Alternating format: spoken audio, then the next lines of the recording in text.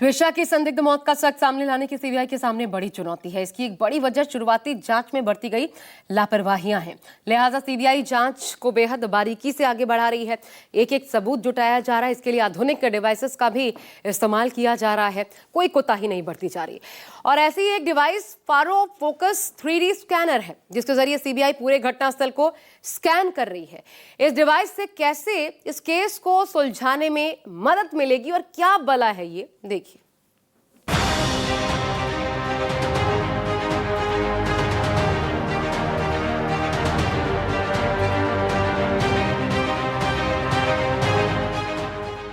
Twisha case की hi tech जांच, pharaoh से सबूतों की तलाश।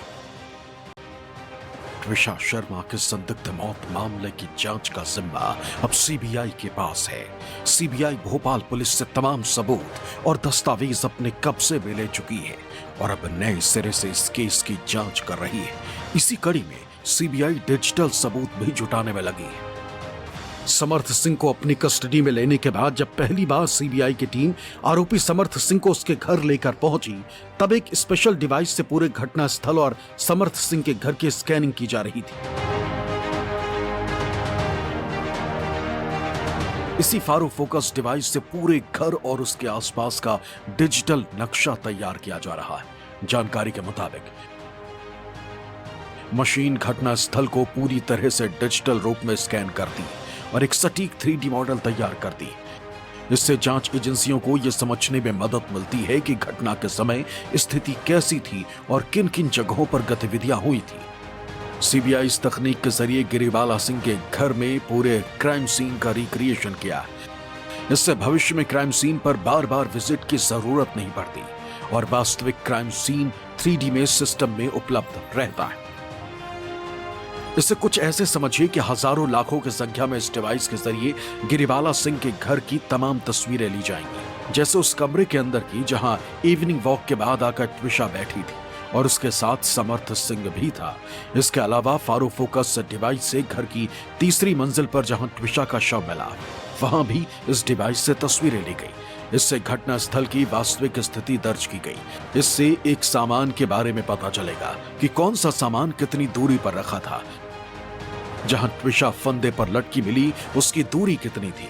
क्या जिम्नास्टिक बेल्ट से फंदे पर लटककर मौत होना संभव था या नहीं?